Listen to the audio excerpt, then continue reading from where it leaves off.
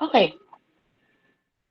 So now, dito tayo sa intellectual property theft, which is also a crime usually committed by organized crime groups. Okay, intellectual property theft is used interchangeably with intellectual property piracy, which is the unauthorized copying of goods or works such as software for resale by way of profit or trade.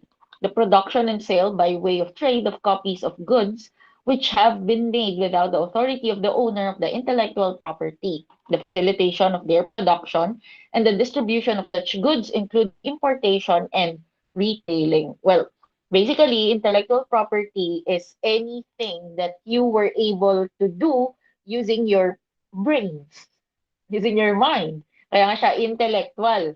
So, di ba, we own things. We own properties na materials. But when we say intellectual property, ito yung mga naisip natin. So this is, well, basically sa una, intangible siya. Kasi nga naisip mo lang eh. And then you were able to make it into a material. Say, nagkaroon ka ng invention, nakagawa ka ng libro, uh, at kung ano-ano pa, basta product siya ng mind mo. So that can be considered as intellectual property. And when this intellectual property have been used by someone na hindi mo naman pinayagan, that's intellectual property theft. Plagiarizing. Kunyari, nagre-research na kayo.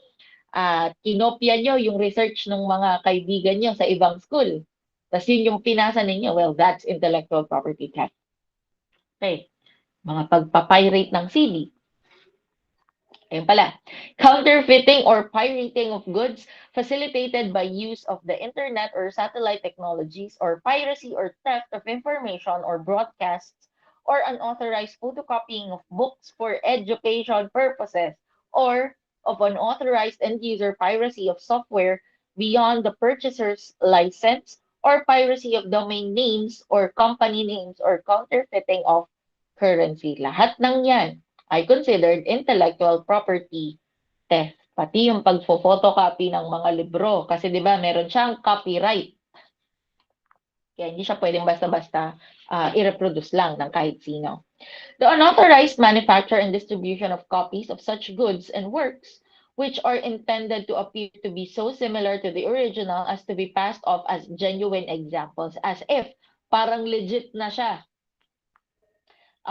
This includes use of famous brands on clothing, not manufactured by or on behalf of the owner of the trademark, and exact copies of CDs containing any material or software which are traded in a form intended to be indistinguishable to ordinary consumers from the genuine product. Yung pagbe-burn ng mga movies sa mga CDs na paano ba yun? Kinukuha mo lang ng illegal. Yun, that's considered intellectual property theft. Intellectual property right is the legal ownership by a person or business of a copyright, design, and patent, trademark attached to a particular product or process which protects the owner against unauthorized copying or imitation. Such property rights are an important element of product differentiation and confer temporary monopoly advantages to suppliers. I remember, recently lang, parang last week or 2 weeks ago, may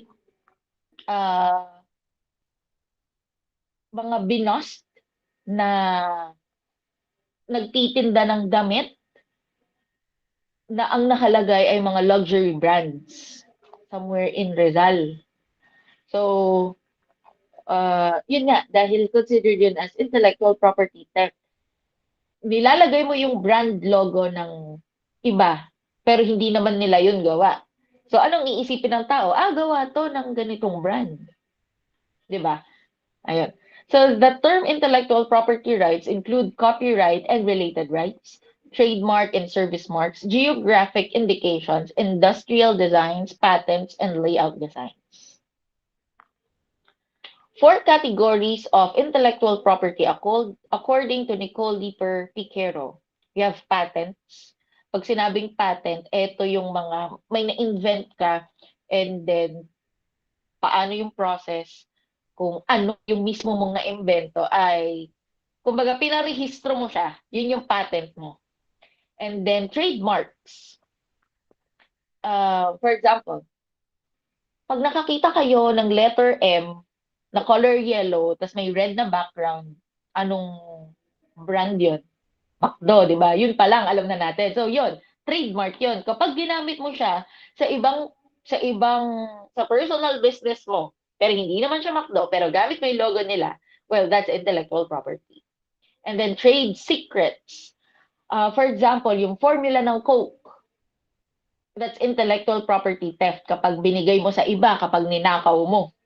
Kasi, kumbaga, formula nila yun eh. They conducted research kung paano gagawin yun, kung paano pa ma-improve yung product, and that's considered a trade secret and you cannot divulge it to anyone. It's, kumbaga, confidential talaga yun. Okay, and then, copyright, especially sa mga libro, sa mga journals. Well, you can copy. Pwede kang kumuha ng idea sa ibang authors. Pero you have to acknowledge that they are the ones who said that yung nilagay mo doon sa research mo or doon sa study mo. And doon, wala kang mababiolate na copyright. Walang copyright issue yon. Basta, yun nga, i-acknowledge mo lang sila. Pero kapag kinuha mo yung kanyang gawa at pinasa mo, sinabi mong ako gumawa nito, kasi nandun pangalan mo eh, then that is considered intellectual property theft. We have Republic Act 8293 or the Intellectual Property Code of the Philippines. We have RA 10088, the Anti-Camcording Act of 2010. Ayun.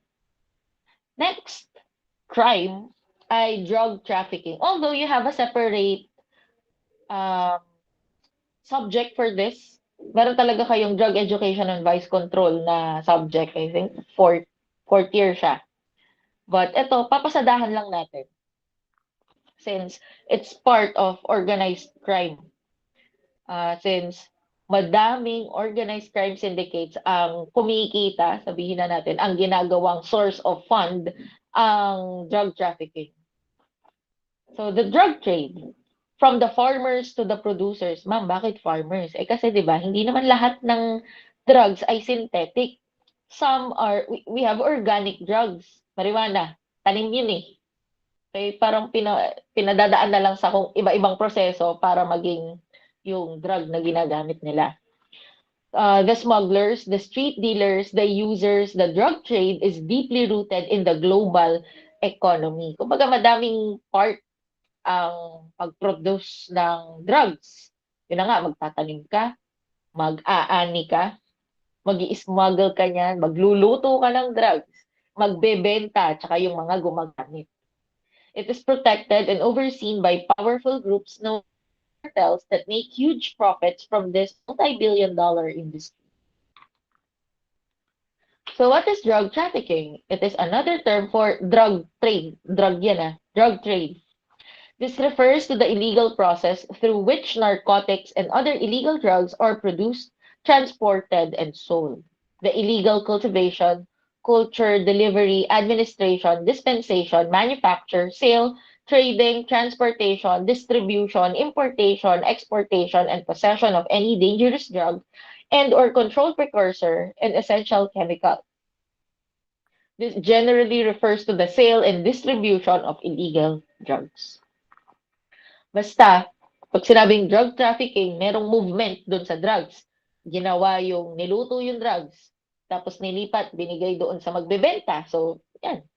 Diba? Especially if this is done transnationally. Galing sa ibang bansa, dadalhin sa ibang bansa para doon naman ibenta. Kumbaga, yung production sa isa, yung sale sa isa. We have Republic Act 6425, the Dangerous Drugs Act of 1972, dati. But it was already repealed by Republic Act 9165, the Comprehensive Dangerous Drug Act of 2002. Okay. Another crime is environmental crime.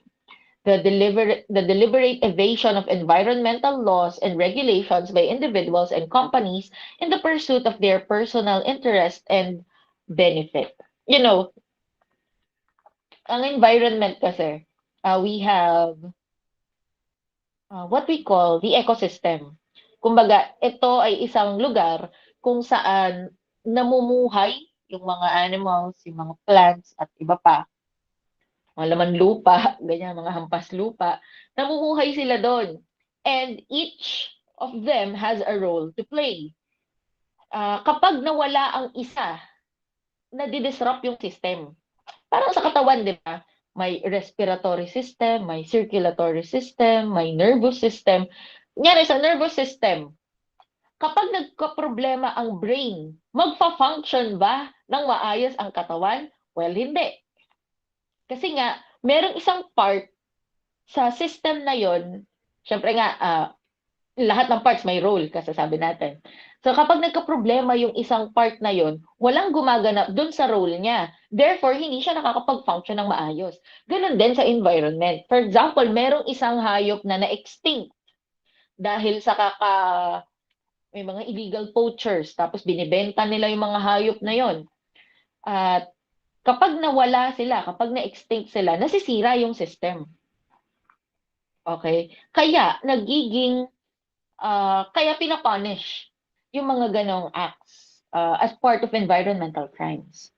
So where these activities involve movements across national boundaries or impacts upon the world as a whole, they can be termed international environmental crimes. Anyway, you also have a separate subject for this as part of CDI 9, Introduction to Cybercrime and Environmental Crime. So may separate subject, kaya pasada lang tong sa atin. The most common types of environmental crime fall under these major categories. Biodiversity. Mahalaga kasi na ang part ng ecosystem na yun ay iba-iba. Kasi nga may iba-ibang roles din sila. For example, yung lupa na may uod. Tapos yung ibon, kinakain niya yung uod. Yung ibon nagiging may ibang role din siyang piniplay.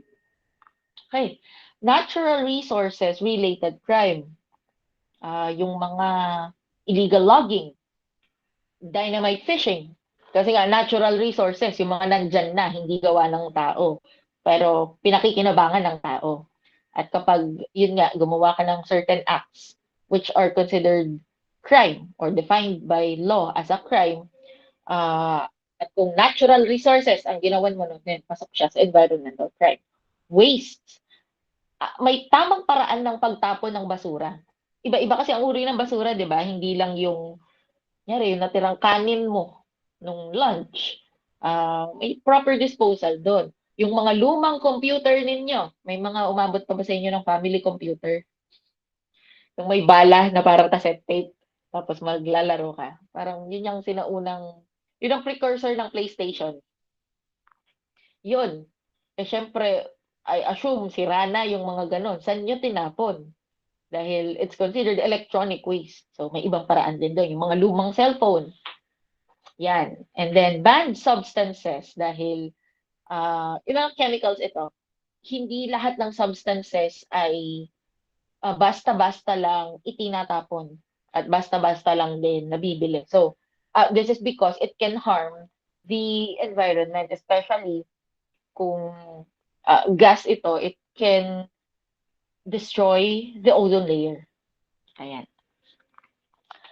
Other environmental offenses like biopiracy and transport of controlled biological or genetically modified material, illegal dumping of oil, and other wastes in oceans. Yung ibang company kasi tinatapon lang nila sa dagat. Syempre may mga buhay yung mga nandun sa dagat, di ba? Daming isda doon. Yung coral reefs natin, kung tatapon ka lang ng oil doon, nadadamage sila. Violations of potential trade restrictions under the 1998 Rotterdam Convention on the prior informed consent procedure for certain hazardous chemicals and pesticides in international trade. Trade in chemicals in contravention to the 2001 Stockholm Convention on Persistent Organic Pollutants and Fuel Smuggling to avoid taxes or future controls on carbon emissions. Okay, economic crime is another one. This is referred to as commercial crimes and known as white-collar crimes. If you can remember ang introduction to criminology ninyo, ang white-collar crimes, these are crimes committed by persons in a certain high position. Kumbaga, yung mga nasa matataas na, yung may matataas na designation lang ang pwedeng makagawa nito. Pero kung ikaw ay near, sabihin na natin na naglilinis ka lang, well, you cannot and you won't be able to commit white-collar crimes because you are not in a position to do so. Any act characterized by fraud, concealment, or violation of trust and are not dependent upon the application or threat of physical force or violence.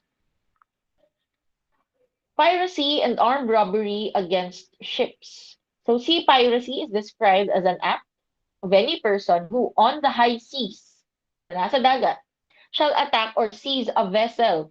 Papatigilin nila yung barko or any type of vessel, tapos kukunin nila yung mga bagay-bagay doon. Or not being a member of its complement, nor a passenger shall seize the whole or part of the cargo of said vessel. So, kailangan hindi ka talaga taga dun sa barko na yon. Galing ka sa ibang barko. Its equipment or personal belonging of its complement or passengers. Any attack upon or seizure of any vessel or the taking away of the whole or part thereof or its cargo, equipment, or the personal belongings of its complement or passengers, irrespective of the value thereof, by means of violence against or intimidation of persons or force upon things, committed by any person, including a passenger or member or complement of said vessel in Philippine waters. Any person who knowingly and in any manner aids or protects pirates. Ma'am, hindi ba sa movie lang yun? Pirates of the Caribbean. Hindi, may mga pirates talaga sa totoong buhay. And, ano lang sila, magnanakaw. Na ang nagnakaw lang sila na, habang nasa dagat sila. Ayun. Sa ibang vessel.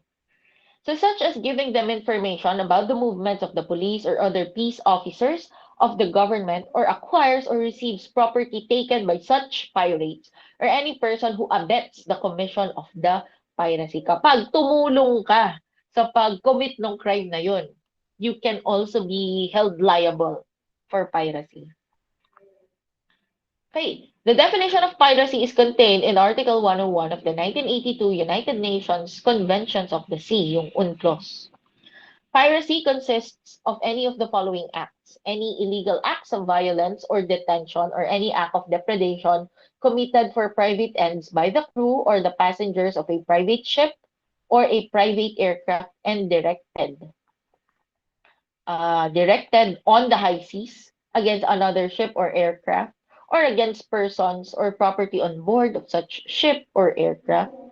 And then sa isa pang lugar ay isa pang instance rather, against a ship, aircraft, person, or property in a place outside the jurisdiction of the state.